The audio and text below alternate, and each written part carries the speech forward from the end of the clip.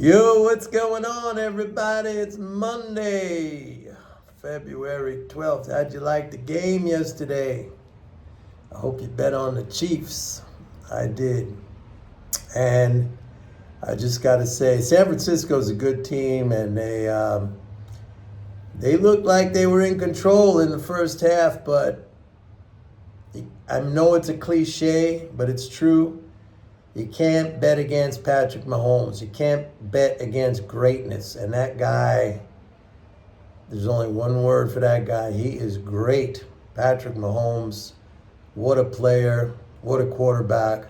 I mean, and he just seems like a good guy too, man. He always, he gives credit to his teammates. He takes the blame when things don't go right. The guy's unbelievable. And for me personally, I never get tired of watching greatness in any form. So yeah, the game was exciting as hell, man. Exciting as hell, I thought, anyway. So anyway, that's the end of the football season until, I don't know, like the preseason in August. So I don't know what I'm going to watch. I guess I'm going to watch baseball. I'm not a big basketball fan. Maybe I'd watch the finals. But, I played baseball as a kid and then in college. So, I like it. But nothing beats football, I think. Nothing beats football. Anyway, let's talk here, folks. I'm doing this thing outside today because some of you are telling me my acoustics is really lousy in my office there, and you're right. I got to get some stuff to absorb sound. I got a carpet coming in, so hopefully that'll help. But I'm still waiting on it. For now, today was a beautiful day out here in Southern Cal, so I'm sitting outside. It's all right. I want to talk a little bit about just kind of like a technical talk about the dollar, right? I'm not really going to get into any specific kind of trend. I think the dollar is going up. By the way, I've been talking a little bit about this de-dollarization. I actually went to check out the numbers today. Foreign holdings of U.S. debt, U.S. Treasury securities, is at an all-time record high. Okay, and I'm going to put the link where you can see that in the description below. And it's a breakdown of the countries, the major holders of U.S. U.S. government securities, which that's basically dollars. They hold it in the form of government securities because they get an interest payment. But it just hit an all-time record high in November. It's backdated. It's like a 2-month lag on this, but you could see the trend. I have I have a chart that I created from the data, and it's going up. So some countries are divesting, like China. Maybe they're down like 100 billion from their peak. But other countries are stepping up to, come in there as accumulating dollars. So this de-dollarization, it's not happening. Okay, it's just not happening. I just wanted to mention that at the outset. Not making any predictions off of that or any forecasts off of that. I just want to let you know that it's not happening.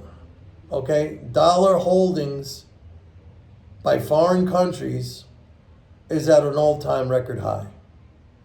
That's all you need to know. It's not happening. If that were going down, then you could say, well, it's the domestic sector and not the foreign sector that is now holding more and more, dollars. But the foreign sector still has an appetite for dollars. Now, here's the thing I want to talk about, because it's important for you guys to know this, because, maybe sometimes you might hear people or these financial types, economists talking about things like capital flight, right? Or this kind of thing. Or let's say when you hear euro dollars, and you get the impression that, there's some pool of dollars somewhere else in the world, like outside of the United States. Or capital flight, that the money is like physically flying out, right? Let's say capital flight from the United States or anywhere. Let's say capital flight from, who knows, from Japan, from anywhere. I'm just going to use the example of the dollar, but it'll illustrate what I'm going to explain to you. Dollars only exist on the books of the Federal Reserve, okay? With the exception of like physical dollar bills, Federal Reserve notes, which is a fraction of the total, quantity of dollars. And those, you can get cash and you could stick it under your mattress, or you can put it in a safe deposit box, or you could bury it in your backyard. Okay, those dollars, those physical dollars, are not on the books of the Fed. They're accounted for, okay, but they're not physically, they could physically be taken somewhere. But again, that's a tiny fraction. When we're talking about dollars, the whole universe of dollars in existence, that's a tiny, tiny fraction. Most of the time when we talk about dollars, you're talking about dollars in your bank account or somebody's bank account, okay? Look, I have dollars. Here's my bank account. I got $1 million in my bank account. Well, where physically are those dollars? It's a bookkeeping entry that your bank keeps, and then the bank has an account at the Fed, which the Fed mirrors that dollar deposit, okay? Those dollars. So those dollars, they're all electronic. They can't go anywhere, all right? When you pay for something, or even if you say you buy something in China, those dollars are not physically flying out to China. They're just what the Fed does. Some bank in China that money goes to, because some vendor that you bought something from, let's say a TV set, okay, that vendor, whoever that is, they have an account at a Chinese bank, and that Chinese bank has an account at the Fed, or the Chinese bank has an account at a bigger Chinese bank that has an account at the Fed. And the Fed keeps track of that. All of those dollars, they're here. They can never go anywhere. First of all, they're just electronic entries. It's a bookkeeping entry. And they can't go anywhere. They can't physically, the only ones that you can physically pick up in your hand and take and go somewhere, again, those are cash dollar bills. So when you hit things like capital flight, it doesn't fly out to anywhere. What happens is the owner of the account, the Fed just changes the name on the account. So like, if my money is going to Franz in Germany, okay? Franz has an account with some German bank, Deutsche Bank, let's say. Deutsche Bank has an account at the Fed. So my bank debits my account, or I'm buying something from Franz, a Mercedes or something, I don't know. My bank debits my account, whatever it is, 100 grand, 80 grand, however much a Mercedes is.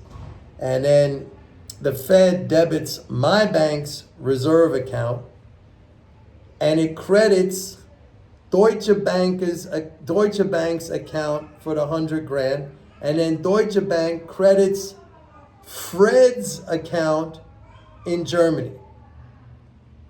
Now that would be called capital flight, right? Well, let's say you're not even buying a Mercedes. Let's say you're investing in German stocks, or just sending your money to a German bank because you think like here the shit's gonna hit the fan because of the debt or something like that.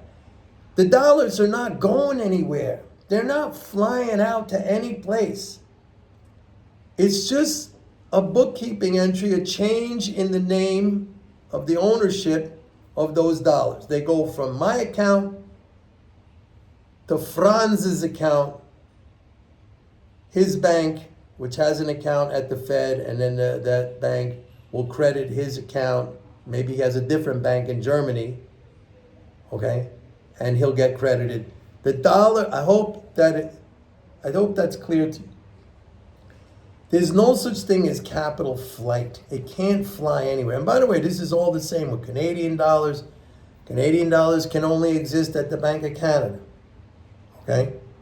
Japanese yen can only exist at the Bank of Japan. I'm not talking about physical bills. You can get like physical yen or physical paper, Canadian dollars, and then you could run across the border here to the United States, and you could stick it in your mattress or something like that. Yeah, that maybe we can have that discussion. But again, that's a tiny, tiny fraction of what we're talking about when you talk about money and when you're talking about how money moves around the world. Can't go anywhere. It just can't go anywhere. That would be like if you're an accountant or a bookkeeper in a business, and you make a journal entry, a bookkeeping entry for your business. I don't know. I sold X amount of whatever paper clips. I made $60, whatever. It's like trying to take that $60, that writing off the piece of paper and taking it somewhere. You can't. It exists on that piece of paper. All right? But the impression, see, language, I always said, man, language is an important thing. Like, not just in investing and this kind of stuff, but in general. Like, you got to be clear with the language. Sometimes it's hard. Like, I'm probably, when I explain shit to you here, like, it goes over your head sometimes, and it's probably more my fault than anything else, because it's not easy. I try to make it easy, and I try to make it clear, but, sometimes it's not easy. But when you hear this stuff, because I tell you why I'm saying this, because a lot of times this stuff, it could be scary. It could be frightening when you don't understand. And it could be extremely misleading. Like, it creates this mind picture, this picture in your head of literally like capital, like flying out, because that's what they call it, capital flight, right? Flying out somewhere. And you're thinking, oh my God, like, we need that money to operate as an economy. And it's going to who knows where. To China, to Vietnam, to, Timbuktu. It's not going anywhere. It can't go anywhere. What they're describing badly is what I just described. It's just a bookkeeping entry that changes the name of ownership on those dollars or those yen or those British pounds or those Canadian dollars. They still stay there. You can't take them, even if you wanted to take them. Again, the only way you could take them is like in a suitcase with physical dollars, and that's like a joke. That's a teeny tiny fraction. I'm sure some people do it, like, the drug cartels and Floyd Mayweather. He walks around with these big bodyguards with suitcases full of cash, and he flashes it. But that's just silly, man. That's just silly. Cash is cool to carry around in big wad of cash in your pocket, I guess. It's cool, but, it's kind of old-fashioned, man. But, so I just want to let you know that it can't go anywhere, man. It's just like when you hear that kind of stuff, that's just people who they don't know what they're talking about.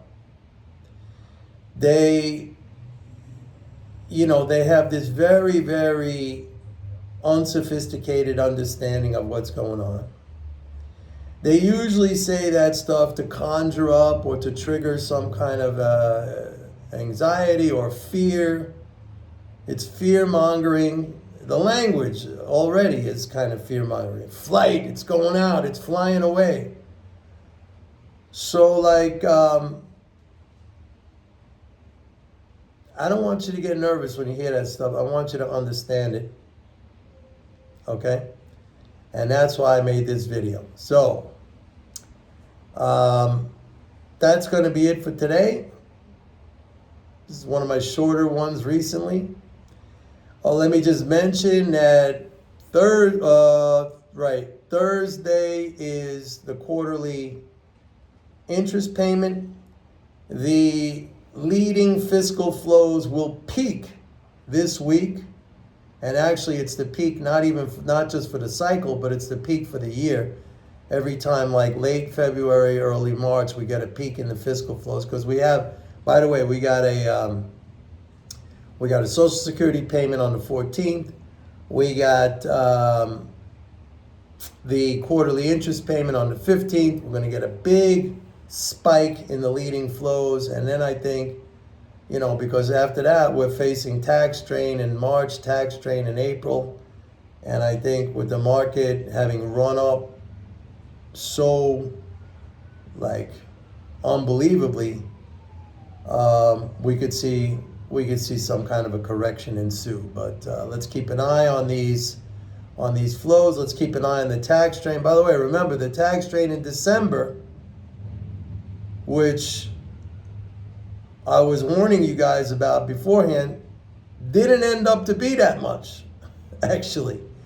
But April, we all know, is a big, big tax strain, April 15th. And there's a smaller one in March. But April 15th, that time of the year, March, April, that's when you get a nice reduction in that swimming pool level. So we'll keep an eye on it. Anyway, don't forget, go to my website, pitbulleconomics.com, sign up for a 30-day free trial of MMT Trader. And I'll put the link here. I said I'm going to put the link here in the description where you can go look at all these countries now that hold U.S. Treasuries. All right? Bye.